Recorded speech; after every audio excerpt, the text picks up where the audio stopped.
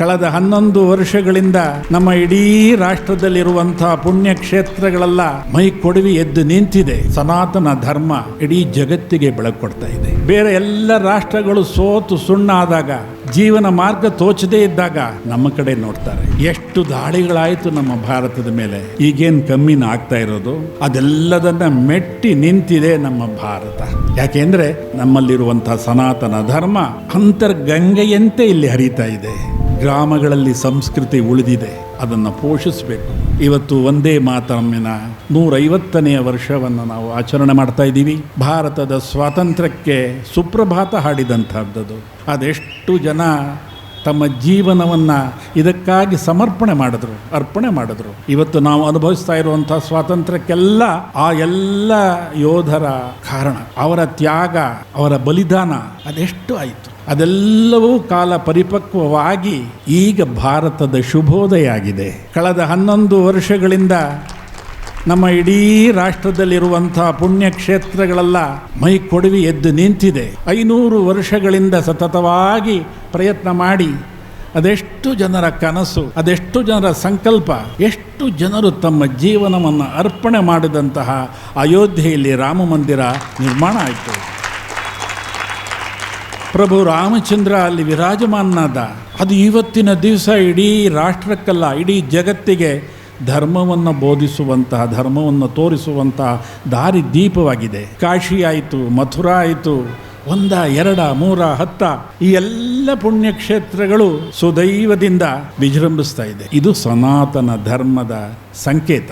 ಇವತ್ತಿಗೂ ನಮ್ಮ ಮಧ್ಯೆ ಇರುವಂಥ ಅನೇಕರು ಧರ್ಮಕ್ಕೋಸ್ಕರ, ಸಂಸ್ಕೃತಿಗೋಸ್ಕರ ಹೋರಾಡ್ತಾ ಇದ್ದಾರೆ. ನಮ್ಮ ಹಿಂದೂ ಧರ್ಮ, ಸನಾತನ ಧರ್ಮ ಇಡೀ ಜಗತ್ತಿಗೆ ಬೆಳಕು ಕೊಡ್ತಾ ಇದೆ. ಜಗದ್ಗುರುವಿನ ಸ್ಥಾನದಲ್ಲಿ ನಿಂತಿದೆ. ಬೇರೆ ಎಲ್ಲ ರಾಷ್ಟ್ರಗಳು ಸೋತು ಸುಣ್ಣಾದಾಗ, ಜೀವನ ಮಾರ್ಗ ತೋಚದೇ ಇದ್ದಾಗ ನಮ್ಮ ಕಡೆ ನೋಡ್ತಾರೆ. ಇಲ್ಲಿ ರವೀಂದ್ರನಾಥ್ ಠಾಗೂರ್ ಹೇಳುವಂಥ ಮಾತು, ಇಲ್ಲಿ ಆಧುನಿಕತೆಯ ಒಂದು ಬೆಳಕು ಕಾಣ್ತು, ಬಾಗಿಲು ತೆರೀತು. ನಮ್ಮ ಅನೇಕ ಸಂತರು, ದಾರ್ಶನಿಕರು, ಸಮಾಜ ಚಿಂತಕರು ಈ ಹಿಂದೂ ಧರ್ಮವನ್ನು, ಸನಾತನ ಧರ್ಮವನ್ನು ಭದ್ರಪಡಿಸಿದ್ದಾರೆ. ನನಗೆ ನೆನಪಾಗ್ತಾ ಇರೋದು ಪಂಡಿತ ದೀನ್ ದಯಾಳ್ ಉಪಾಧ್ಯಾಯ ಅವರು ರಚನೆ ಮಾಡಿದಂತಹ ಒಂದು ಗ್ರಂಥ. ನಾನು ಅನೇಕ ಬಾರಿ ಅದನ್ನು ಓದ್ತೀನಿ. ಇಡೀ ಹಿಂದೂ ಧರ್ಮದ, ಸನಾತನ ಧರ್ಮದ ಏಕಾತ್ಮ ಮಾನವತಾವಾದವನ್ನು ಅವರು ಪ್ರತಿಪಾದಿಸಿದ್ದಾರೆ.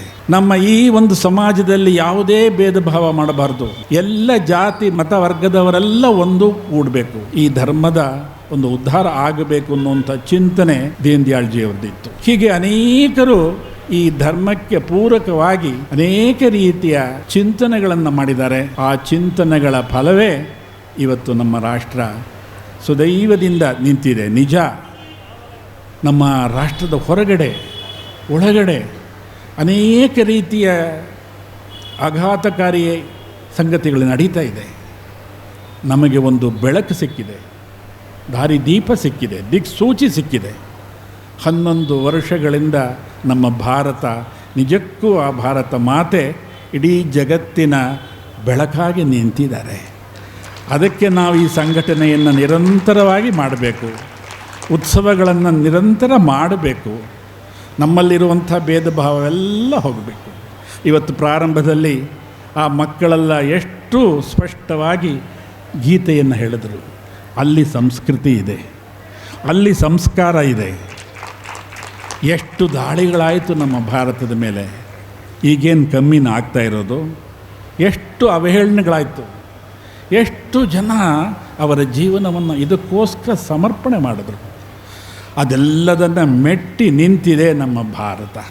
ಯಾಕೆಂದರೆ ನಮ್ಮಲ್ಲಿರುವಂಥ ಸನಾತನ ಧರ್ಮ ಅಂತರ್ಗಂಗೆಯಂತೆ ಇಲ್ಲಿ ಹರಿತಾ ಇದೆ. ಈಗ 15 ದಿವಸಗಳ ಹಿಂದೆ ತೊಂಡನೂರು ಅನ್ನುವಂತಹ ಒಂದು ಗ್ರಾಮದಲ್ಲಿ ನಾವು ಒಂದಷ್ಟು ಗ್ರಾಮಾಭಿವೃದ್ಧಿ ಕಾರ್ಯವನ್ನು ಮಾಡ್ತಾಯಿದ್ದೀವಿ. ಸ್ವಾಮಿ ರಾಮಾನುಜರು ಮೊಟ್ಟ ಮೊದಲು ಪಾದಸ್ಪರ್ಶವಾದಂಥ ಗ್ರಾಮ, ಬಹಳ ಕುಗ್ರಾಮ ಆಗಿತ್ತು. 11 ವರ್ಷಗಳಿಂದ ನಾವಲ್ಲಿ ಕೆಲವು ಗ್ರಾಮಾಭಿವೃದ್ಧಿ ಯೋಜನೆಗಳನ್ನು ಮಾಡ್ತಾಯಿದ್ದೀವಿ. ಮೊನ್ನೆ ಅಲ್ಲಿ ಗೋ ಸಂಕ್ರಾಂತಿ ಮಾಡೋದು, ಅಲ್ಲಿಂದ ಗೋಶಾಲೆ ಇದೆ, 250-300 ಹಸುಗಳನ್ನು ನಾವು ಸಾಕ್ತಾಯಿದ್ದೀವಿ. ದೇಶಿ ಗೋಶಾಲೆ ಮಾಡಿದ್ದೀವಿ. ಅಲ್ಲಿ ಇದೇ ರೀತಿ ಅಲ್ಲಿರುವಂಥ ಬೇರೆ ಬೇರೆ ಜಾತಿಗೆ ಸೇರಿದಂಥವರು ಅವರೆಲ್ಲರಿಗೆ ನಾವು ಸ್ಕಾಲರ್ಶಿಪ್ ಕೊಡ್ತಾ ಇದ್ದೀವಿ, ಟ್ಯಾಬ್ ಕೊಟ್ಟು, ಅದೆಲ್ಲ ಒಂದು ಕಡೆ ಇರಲಿ. ಅವರು ಆವತ್ತು ಕೂತ್ಕೊಂಡು 12ನೇ ಅಧ್ಯಾಯವನ್ನು ಸುಶ್ರಾವ್ಯವಾಗಿ ಹಾಡಿದ್ರು. ಅವರಿಗೆಲ್ಲ ಆನ್ಲೈನ್ನಲ್ಲಿ ಇಲ್ಲಿಂದ ಅವರಿಗೆ ವಾರಕ್ಕೆ 2 ದಿವಸ ಅಷ್ಟೇ. ಎಷ್ಟು ಚುರುಕಾಗಿದ್ದಾರೆ. 2 ನೃತ್ಯಗಳನ್ನು ಮಾಡಿದ್ರು, ಹಾಡಿದ್ರು. ಗ್ರಾಮಗಳಲ್ಲಿ ಸಂಸ್ಕೃತಿ ಉಳಿದಿದೆ, ಅದನ್ನು ಪೋಷಿಸಬೇಕು, ಬೆಳೆಸಬೇಕು. ಅದಕ್ಕಾಗಿ ನಾವೆಲ್ಲ ಒಂದಾಗಬೇಕು.